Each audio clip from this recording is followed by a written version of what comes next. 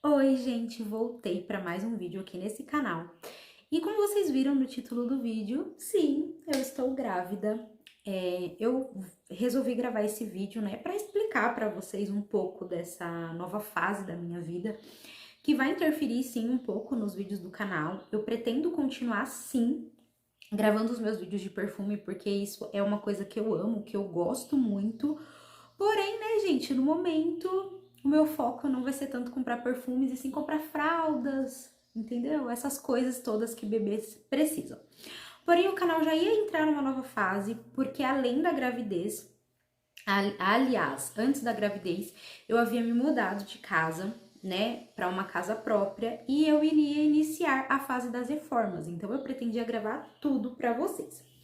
Porém, o bebê se adiantou e aí a gente vai viver essa fase louca tudo junto de bebê, reforma, enfim, né? E então por isso eu resolvi trazer o vídeo para contextualizar vocês dessa nova fase da minha vida, minha e do meu esposo, né? E também contar um pouquinho se o bebê foi planejado, não foi, e todo o nosso trajeto até chegar aqui, que não foi assim 100% fácil, né? Mas eu vou explicar tudo para vocês.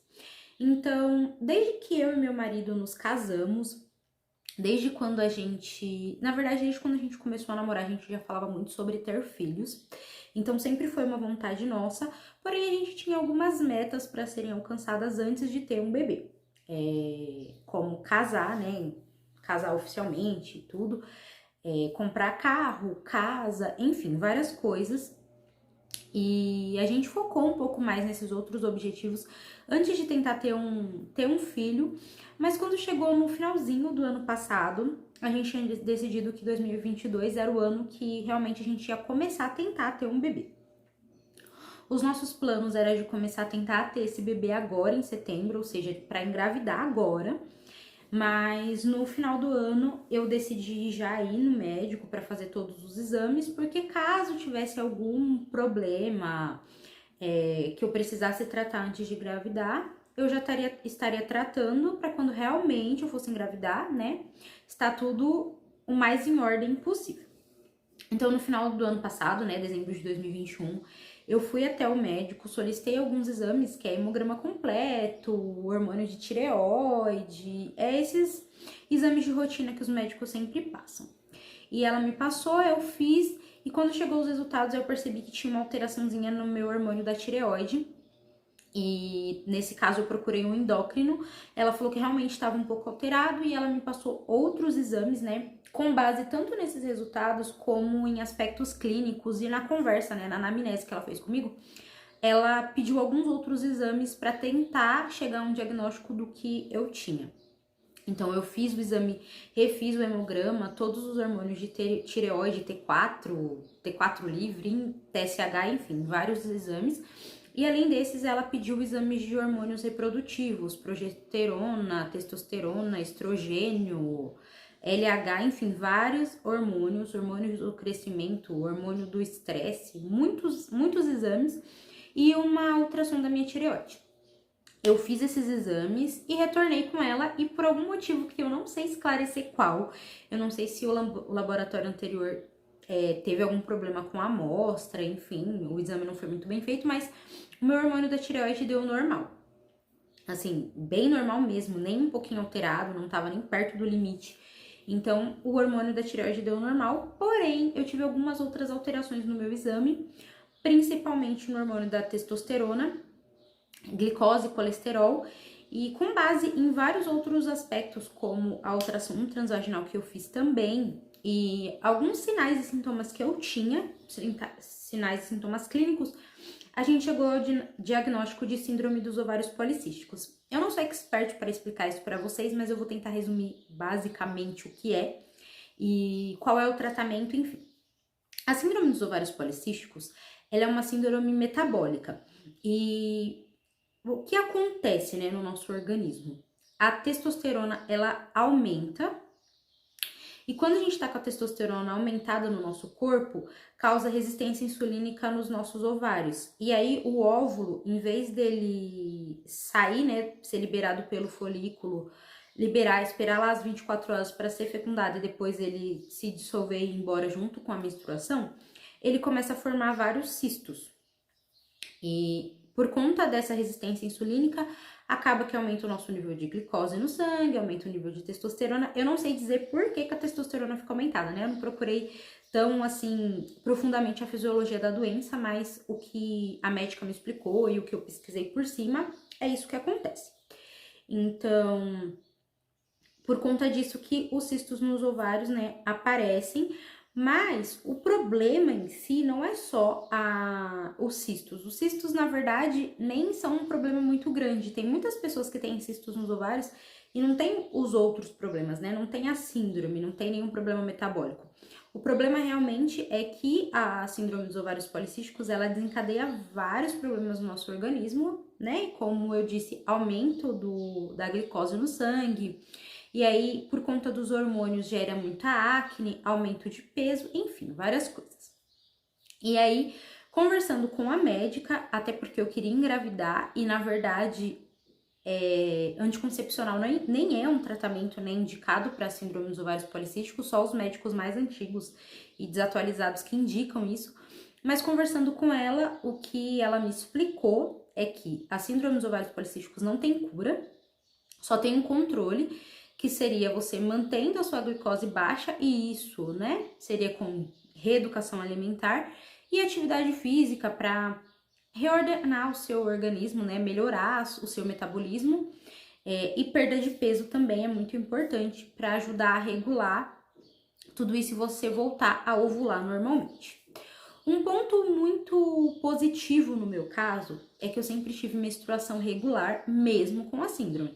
Então, conversando com outras pessoas e vendo outras histórias, outros relatos de outras pessoas, eu vi que quem tem a síndrome dos ovários policísticos tem muitos casos de que fica meses sem menstruar, é super desregulado, então um mês vem com um ciclo de 30 dias, no outro mês vem um ciclo de 45, depois vem um ciclo de 20, um ciclo de 60. E para quem quer engravidar isso é bem complicado, porque não tem como você saber exatamente quando você vai menstruar, logo você não sabe quando você vai ovular. No meu caso isso não acontecia, eu sempre menstruei regularmente, né, num ciclo de 32 a 30 dias na média. Também a médica me explicou que alterações de até 7 dias entre um ciclo e outro são completamente normais, então ter um ciclo de 28, depois ter um de 30, depois ter um de 32 é um ciclo normal. Começa a ser considerado um ciclo desregular quando tem uma diferença mais de 7 dias entre os ciclos. Isso nunca aconteceu comigo, então sempre foi um ciclo muito regular. Então foi algo bom, só que assim, quando eu recebi o diagnóstico foi um choque, porque eu fiquei com medo de não conseguir tratar, né, e não conseguir engravidar por conta disso. E claro, né, na hora que a gente descobre, a gente vai onde? No Google, em grupo de Facebook, procurar relatos de outras pessoas.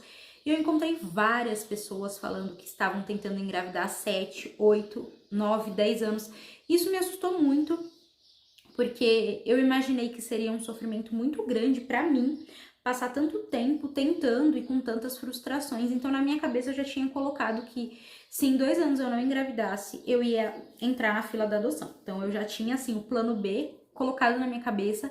Também nunca pensei em FIV, porque, na minha opinião, tá, gente? Quem faz, eu super apoio, se a pessoa quer. Não, é só realmente a minha opinião, é que eu não queria passar por esse desgaste por conta de eu conhecer pessoas que já fizeram várias tentativas, gastaram assim o que tinha, o que não tinha e não deu certo. Então eu não queria passar por isso, eu acreditei que se eu não conseguisse engravidar naturalmente, o melhor pra mim e pra minha família seria a adoção. E tudo bem, gente, eu já tava tranquila com isso, mas enfim. Comecei o tratamento e comecei a perder peso, né? Fazendo atividade física, comecei a perder peso, comecei a fazer reeducação alimentar. E isso já deu uma boa melhorada no meu organismo, assim, eu desinchei bastante, eu perdi bastante peso, isso já fez eu me sentir muito melhor. E em março, né, 3 meses depois que eu tinha começado esse tratamento e tava perdendo o peso e tudo, eu conversei com meu esposo e a gente chegou à conclusão que vamos começar a não efetivamente a tentar, porque eu não ficava controlando a ovulação, período fértil, nada. A gente só decidiu que não iríamos nos prevenir mais, porque quando viesse tudo bem, a gente estava preparado, era algo que a gente queria. E como a gente imaginava que fosse demorar, eu falei, eu acho que antes do final do ano eu não vou engravidar, então vamos começar a tentar agora, tentar diminuir um pouco essa ansiedade e ver se até o final do ano eu já estou grávida. Na minha cabeça era isso, gente. E acho que como toda tentante, no primeiro ciclo não deu certo e eu me senti muito frustrada. A minha menstruação atrasou tipo 2 dias, estava previsto para vir no dia 6, deve ter vindo no dia 8. E eu fiquei já assim, sabe, angustiada, pensando, meu Deus, será que eu tô grávida? E aí a minha menstruação começou a vir, e aí eu passei por todo aquele processo de, sabe, me sentir mal, de chorar, de falar, tá vendo, eu acho que não vai dar certo, eu não vou conseguir engravidar. E foi aí o momento que eu comecei a conversar muito com Deus. Eu falei, olha, Senhor, se for pra ser, eu vou ficar muito feliz. Se não for pra ser também, eu vou aceitar, porque eu sei que os planos de Deus são maiores do que nós. Mas uma coisa que eu queria muito era que se eu não tivesse grávida, a minha menstruação não atrasasse mais, porque isso me deixava muito aflita. Bom, esse foi o primeiro mês de tentativa. Em abril, a gente começou o processo de comprar a casa. E para quem já comprou uma casa, principalmente por financiamento bancário, sabe que é uma burocracia, gente, sem fim. Eu tive que correr atrás de vários documentos. E isso me, sabe, tirou o foco tanto de engravidar, porque eu falei assim, agora a gente vai mudar de casa, vamos precisar fazer reforma, vai ser assim, sabe, uma coisa louca. Não é o meu foco, eu quero, claro, se eu engravidar vai ser muito bem-vindo, mas não é o foco, eu não vou ficar pensando nisso agora. Bom, em junho eu me mudei e adivinha, em junho eu engravidei, gente. E inclusive eu já engravidei na minha casa.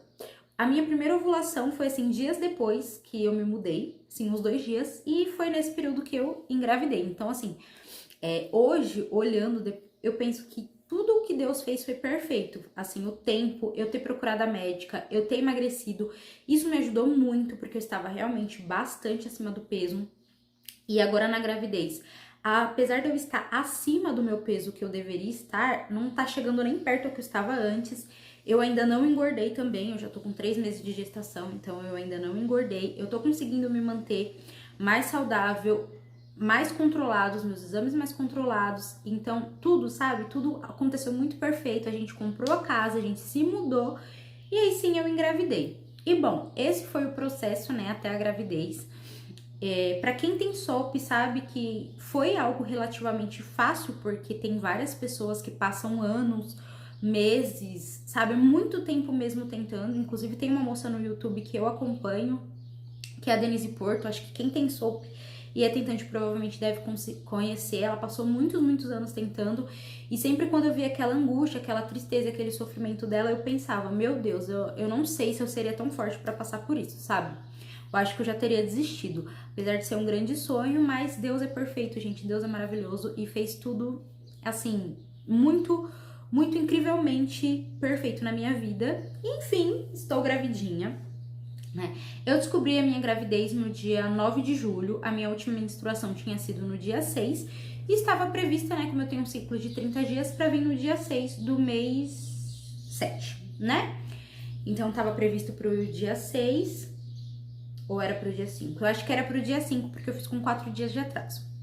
Né? Como tem 31 dias os meses, era acho que pro dia 5 que tava prevista a minha menstruação. Aí não veio no dia 5, eu já fiquei meio alerta. Eu falei, E uma coisa assim que me fez desconfiar da gravidez foi que normalmente quando tá no meu período menstrual, eu fico com o rosto com muita espinha, muito assim, sabe?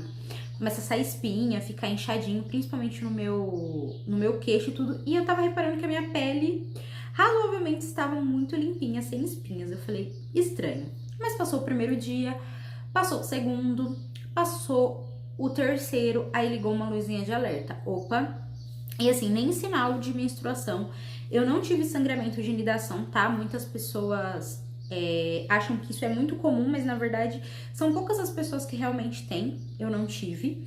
E aí no dia 9 teria uma festa julina na casa dos meus avós, que moram na praia. A princípio eu iria sozinha, porque meu marido não conseguiria ir por conta do trabalho, mas de última hora ele conseguiu ir. A minha ideia era, eu vou fazer o teste lá, longe dele, porque aí quando eu voltar, eu voltaria no dia 10, eu faria uma surpresa, tudo bonitinho, com caixinha, tudo fofo, lindo e maravilhoso. Ok. Eu contei pra minha tia, falei, minha menstruação tá atrasada. A minha tia enfermeira ela trabalha num posto de saúde, ela falou, já vou levar 2 testes de gravidez pra você fazer. E tudo bem, não contei pra mais ninguém. No dia 9, eu fui pra casa da minha irmã, né, buscar ela, que ela iria com a gente no carro. E eu fiquei algumas horas lá na casa dela com ela, esperando meu marido chegar pra gente ir todo mundo junto. Meu marido tinha trabalhado nesse dia. E nesse período que eu fiquei na casa da minha irmã ficava assim, nossa, mas você tá indo toda hora no banheiro fazer xixi? Você tá grávida? Não, porque eu só fiz xixi tantas vezes assim no dia, quando eu tava grávida. E ela ficou na minha orelha, falando. E aí ela falou isso no carro com meu marido junto, e até então eu não tinha comentado nada. Quando ele perguntava, nossa, sua menstruação, eu falo, não, tá pro dia 10, tá tudo bem. Ele não é muito ligado assim em datas, então eu consegui dar essa enrolada, mas a minha irmã falou isso no carro, sobre eu estar fazendo muito xixi. À noite, durante a festa, ela comentou com a minha madrasta, porque tava a família toda lá, gente, vocês não têm noção, tava todo mundo. E aí ela comentou com a minha madrasta, e aí a minha tia, que embora no mesmo dia, ela falou, eu quero que você faça o teste enquanto eu tô aqui, porque eu quero ver. E eu não queria fazer, porque tava a família toda lá, gente. Pensa, como que eu ia disfarçar? Enfim, decidi, bem escondidinha no meio da festa, pegar o teste, como quem não quer nada, escondidinha, fui no banheiro fazer. Gente, eu parei no banheiro pra ir, e a minha tia já começou, mas cadê a Larissa? Cadê a Larissa? Cadê a Larissa? Ela já sabia o que eu tinha ido fazer, foi atrás de mim na porta do banheiro. E aí eu fiz o teste, e aí eu chamei ela já tava lá no quarto me esperando. Falei, tia, vem aqui olhar isso. Na hora, gente, eu nem acreditei, porque eu vi 2 listras, mas era bem clarinha, né? Na hora que eu coloquei, ficou bem clarinha. Ela falou assim, eu acho que é positivo. Aí a gente esperou mais um pouquinho, e aí começou a ficar forte. Eu falei, meu Deus, é positivo, chama o Luiz. Ou seja, não teve surpresa, gente, caixinha, não teve nada, só teve eu chamando ele em lágrimas, morrendo de tanto chorar. Vou colocar as fotos aqui que ficaram horríveis, porque minha cara tá toda inchada de tanto chorar. Aí pedi pra chamar o meu marido, falei pra ele, amor, eu tô grávida, chorando, morrendo de tanto chorar. Chamei meu pai, que tava lá também, pra eu contar pra ele primeiro, né, assim, antes de contar pras outras pessoas. Mas a minha ideia não era contar pra todo mundo, gente. Esse negócio de depois de 3 meses que eu vou contar pra família, não aconteceu comigo. E graças a Deus, né, a gravidez foi pra frente, senão seria muitas pessoas que iriam sofrer. E isso é algo que hoje em dia, se eu tivesse uma outra gestação, eu repensaria. Mas ali na hora, tinha a família toda tava junto, e eu tive que contar pra todo mundo. E todo mundo ficou sabendo no mesmo dia. Aí a minha sogra não tava, minha cunhada e meu cunhado também não, né? Porque foi uma festa da minha família, da parte da minha família. Mas aí eu já liguei, já contei pra eles, contei pra minha mãe e pra umas 2 amigas mais próximas de mim. Ou seja, essa foi a história de como eu descobri que estava grávida. Foi uma emoção sem tamanho, mas não teve o que eu esperava. Nossa, eu imaginava que eu ia fazer surpresa, fazer uma caixinha, só eu e meu marido. Não aconteceu, mas assim, foi incrível também, de qualquer forma. As pessoas ficaram muito felizes, a minha família ficou muito feliz. E tá todo mundo esperando muito esse bebê. E agora, né, eu já tô de quase 4 meses, eu tô de 15 semanas e 1 dia. Então eu já tô de quase 4 meses. Nós já sabemos o sexo do bebê, inclusive o próximo vídeo será do chá revelação, pra vocês saberem também se é um menino ou menina. E foi isso, gente, essa foi a história, né? Tentei resumir basicamente como foi o processo e como eu descobri que estava grávida. Primeiro neto, né? E a primeira criança da família do meu marido, da minha família já tem a minha sobrinha que é um pouco mais velha, vai ser o segundo bebezinho, e tá todo mundo super à espera dessa criança. E é isso, espero que vocês também fiquem felizes por nós, que entendam essa nova fase aqui do canal, porque agora, além de mim, dos meus perfumes, nós teremos um bebezinho fofinho aqui também, que irá aparecer bastante. E se vocês tiverem alguma dúvida, alguma coisa que vocês queiram perguntar, deixem aí nos comentários, que aí depois eu gravo um próximo vídeo tirando a dúvida de vocês, tá bom? Um grande beijo no coração, fiquem todos com Deus, até o próximo vídeo, tchau!